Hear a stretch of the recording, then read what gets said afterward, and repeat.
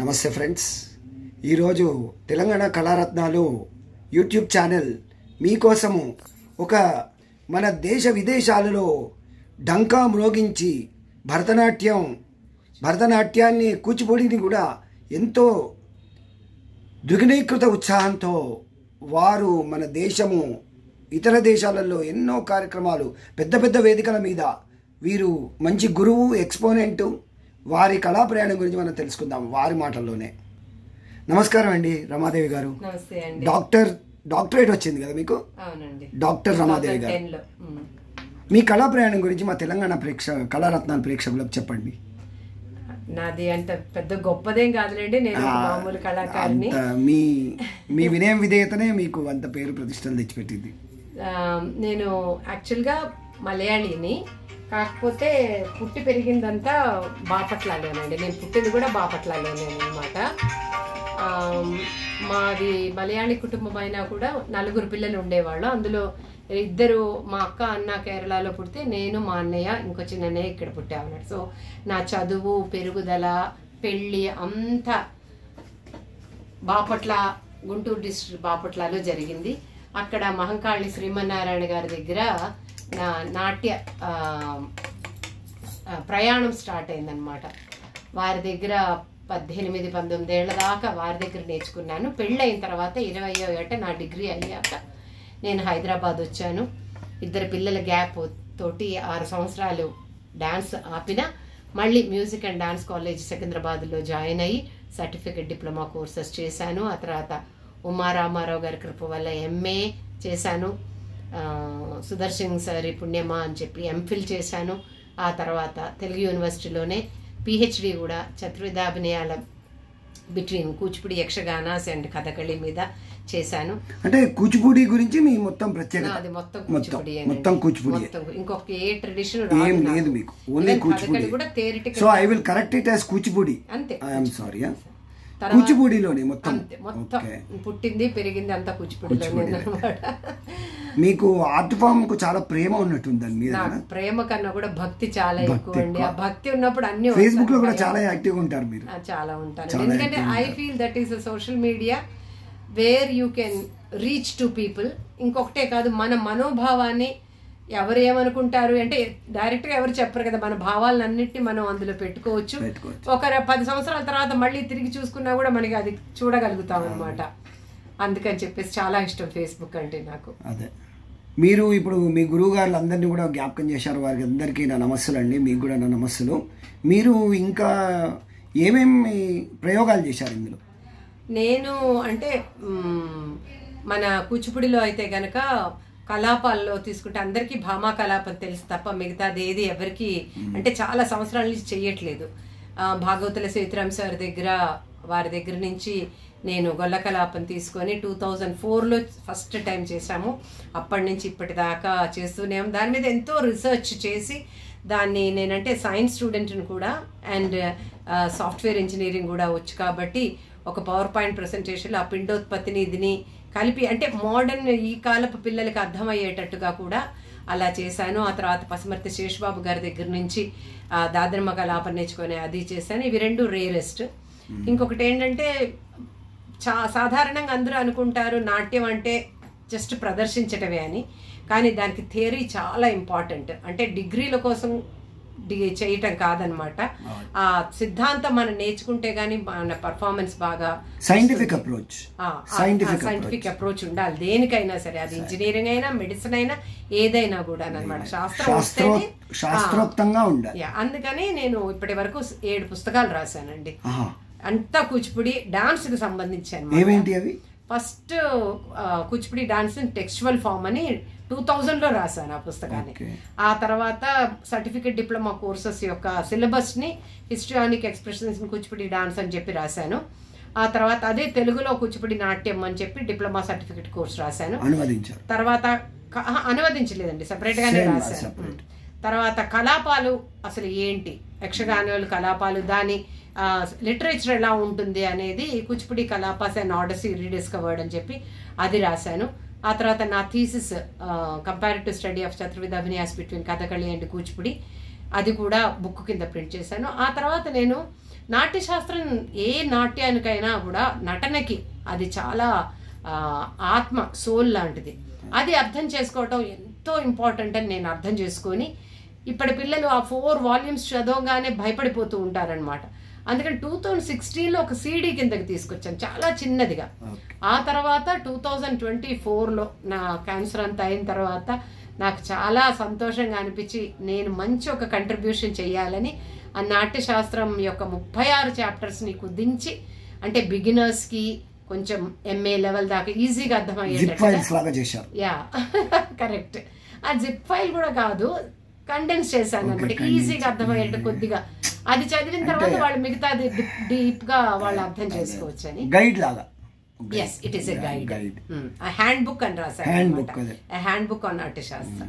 So అలాగా I believe, అంటే ఈ జనరేషన్ పిల్లలకి అంటే మీ జన్మాన్ని సార్థకత చేసుకున్నాను అనుకుంటున్నాను నేను పోయినా కూడా మన పిల్లలు ఇంకా 10 కాలాల పాటు ఇంకా పిల్లలకు నేర్పిస్తూ ఎంతో సంతోషం. అమ్మవారు లాగా ఉన్నారు మా ఇంటికి ఈరోజు. ఎంతో సుదినం మాకు డిపార్ట్మెంట్కు. నా తెలంగాణ కళారత్నాలు కూడా మీలాంటి పెద్ద ఆర్టిస్ట్ ఇంటర్వ్యూ చేయడానికి మీరు ఒప్పుకున్నందుకు మీకు సెల్యూట్ అండ్ శిరస్సు వంచి నమస్కారం అండి. మీకు ఏమేమి అవార్డ్స్ వచ్చాయి మేడం? నాకు మోస్ట్ ప్రెస్టేజియస్ ఏంటంటే కేరళ, నేను చెప్పాను కదా మలయాళీని, కానీ నేను అక్కడ అసలు ఏం కంట్రిబ్యూషన్ లేదండి నాకు. అయినా కూడా ఒక మలయాళీ నన్న ఒక గుర్తింపుతోటి నాకు సంగీత నాటక అకాడమీ వాళ్ళు ప్రవాసి కళాశ్రీ అవార్డు ఇచ్చారు. తర్వాత మన తెలుగు యూనివర్సిటీ వాళ్ళు కీర్తి పురస్కారం ఇచ్చారు. ఆ తర్వాత ఇంకా సీనియర్ ఫెలోషిప్ తీసుకున్నాను. అంటే అన్ని స్టేట్స్ నుంచి ఎక్సెప్ట్ మన తెలుగు కాకుండా, నోట్ దాట్, తమిళనాడు నుంచి వచ్చింది, ఒడిస్సా నుంచి వచ్చింది, మహారాష్ట్ర నుంచి వచ్చింది, అన్ని చోట్ల వచ్చింది, కానీ మన స్టేట్ కి మాత్రం ఇంకా రాలేదు. గుర్తిస్తారు అంతే, ఇప్పుడు గుర్తిస్తారు. ఏం పర్వాలేదు. మా I pray to God for your recognition by the Telangana state also and support you also. And మీకు ఎక్కడెక్కడ ప్రదర్శనలు ఇచ్చారు? ఇప్పటివరకు ఎన్ని ప్రదర్శనలు ఇచ్చారు? నేను 4 ఏట స్టార్ట్ చేశానండి డాన్స్. నేను చెప్పాను కదా కంటిన్యూస్ గా నేను ఆ బాపట్ల ఆంధ్ర 10,000 ఇచ్చారా? ఒక 10,000 ప్రోగ్రామ్ ఇచ్చుంటారా? ఉంటుంది, చిన్నప్పటి నుంచి చేస్తాను. 65 ఏళ్ళు ఇప్పుడు నాకు. 10 ఇంకా 10-15,000 ఇచ్చుంటారు కదా. అన్ని స్టేట్స్ లో ఇచ్చారా? అన్ని స్టేట్స్ లో మొత్తం. యుఎస్ లో కూడా యుఎస్, వేరే రాష్ట్రం, వేరే దేశాలు ఎక్కడికి వెళ్ళలేదు. Only US, India. US and India. Okay. అది ఇంకా what is your ambition? Me goal ఏంటి? ఏమీ లేదండి, గోల్ ఏమీ లేదు. జన్మ ఇంకా ఎన్నాళ్ళు నాకు లైఫ్ ఇస్తాడో భగవంతుడు ఎవరికి తెలియదు అనుకోండి.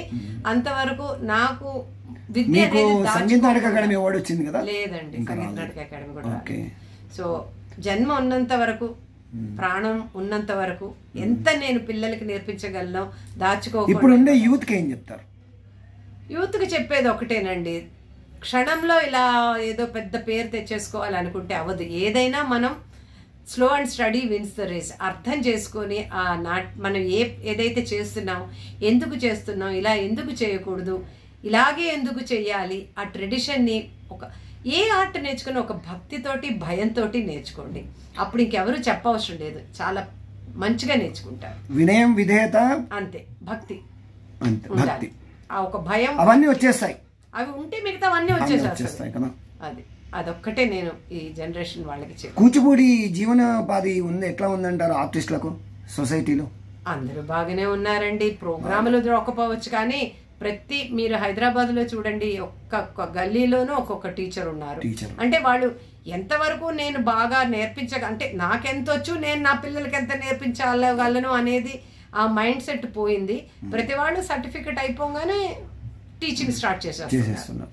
ఇప్పుడు మనం ఒక ఆన్లైన్ వచ్చినప్పటి నుంచి ఇంకా ఎక్కువ ఒక స్కూల్లో టీచర్ గా చేయాలంటే మినిమం 20 సంవత్సరాల ఎడ్యుకేషన్ ఉండాలి. ఏంటి, డిగ్రీ కంప్లీట్ అవ్వాలి, బిఎడ్ కూడా చేస్తే. కానీ డాన్స్ నేర్పించడానికి ఏమి లేదనమాట. జస్ట్ 3 సంవత్సరాలు నేర్చుకున్నా అందరూ ఎవరు అడిగేవాళ్ళు లేరు కదా. ఇప్పుడు పేరెంట్స్ కూడా ఏమనుకుంటారు, ఆ ఇంటి పక్కనే ఉంది కదా, ఆమె దగ్గరికి పంపించేస్తే చాలు, కానీ ఆమె ఎంత బాగా నేర్పిస్తుంది, కరెక్ట్ గా నేర్పిస్తుందా అన్నది అవసరం లేదు. ఇంకొకటి ఏంటంటే చిన్న చిన్న ప్రోగ్రాంలు చేస్తూ ఉంటారు గుళ్ళల్లోనూ, టీవీల్లోనూ, అక్కడ ఇక్కడ. పేరెంట్స్కి ఏంటి, వాళ్ళ పిల్లల్ని ఆ టీవీలోనూ లేకపోతే ప్రోగ్రామ్ చేసింది అని చెప్పుకోవటానికి కానీ అది ఎంత తప్పు అనేది వాళ్ళు అది ఒక మెచ్యూరిటీ వచ్చాక అప్పుడు చేస్తే ఎంత అంటే బాగుంటుంది. మొత్తం కంప్లీట్ గా నేర్చుకున్నాకనే స్టేజ్ ఎక్కడం కానీ నేర్పించడం కానీ చెయ్యాలి కదండి. తప్పకుండా అండి. అప్పుడే మనం ఒక ఎక్స్పోనెంట్ గా ఒక గురువుగా మీరు ఇచ్చే ఇంకేమన్నా సందేశం ఉందా అండి? అంతేనండి. మీరు ఫస్ట్ బాగా నేర్చుకోండి.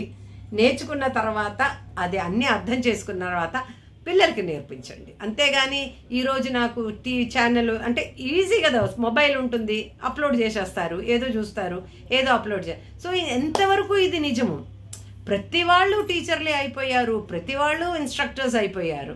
అది ఎంతవరకు కరెక్ట్ అనేది ఆ రాంగ్ మీడియా అనేది చాలా పవర్ఫుల్. సో అది చూసేసి ఓహో ఇదే కరెక్ట్ అనుకుంటారు. కానీ లేకపోతే ఇప్పుడు నేను మళ్ళీ ఇంకొక వీడియో చేయాలి, అమ్మ ఆమె చెప్పింది తప్పు, ఇది అప్పుడు ఒక ఇష్యూ అయింది కదా, అది ఒక దానిలో ఒక ఇష్యూ అయింది, అది మళ్ళా అది సరే. ఇప్పుడు మనకు మీరు ఇప్పుడు దీనికి మా తెలంగాణ ఛానల్ గురించి మీ అభిప్రాయం ఏంటి చెప్పండి. మీరు చేసే కంట్రిబ్యూషన్ అంటే కనుక నేను ఇందాక అన్నాను కదా, మీడియా అనేది చాలా పవర్ఫుల్. అందులో యూట్యూబ్లో ప్రతి వాళ్ళు ఇప్పుడు సెల్ లేకుండా చూడకుండా ఉండేవాళ్ళే లేరు. యూట్యూబ్ అన్నా చూస్తాము, ఫేస్బుక్ అన్నా చూస్తాము. అదే we need more stuff. So ఇలాంటిది అన్నప్పుడు కళారత్నాలు అంటే ఓ ఎవరు వీళ్ళు అన్న ఒక ఇన్క్విజిటీ వస్తుంది. అప్పుడు చూసినప్పుడు మేము ఎక్స్పోజ్ అవుతున్నాం. మీరు చేసే కంట్రిబ్యూషన్ మీరు చేస్తున్నారు. మాకు ఇది ఒక పెద్ద గ్రేట్ ఆపర్చునిటీ. చాలా మందికి రమాదేవి తెలియకపోవచ్చు, కానీ మీ ఛానల్ ద్వారా ఓహో ఈవిడ రమాదేవియా అని తెలుసుకునే doctor Ramadevi. So I'm grateful to you. Just నా గురించి మీరు మీ ఛానల్లో ఇలా ఇస్తున్నందుకు నేను కృతజ్ఞతలు చెప్పుకుంటున్నాను. రైట్ మేడం, చాలా ధన్యవాదాలండి. Thank you so much. మీరు నాకు టైం ఇచ్చి ఇంటర్వ్యూ ఇచ్చారు. పెద్ద ఆవిడ మీరు. I pray to God for your good health and wealth.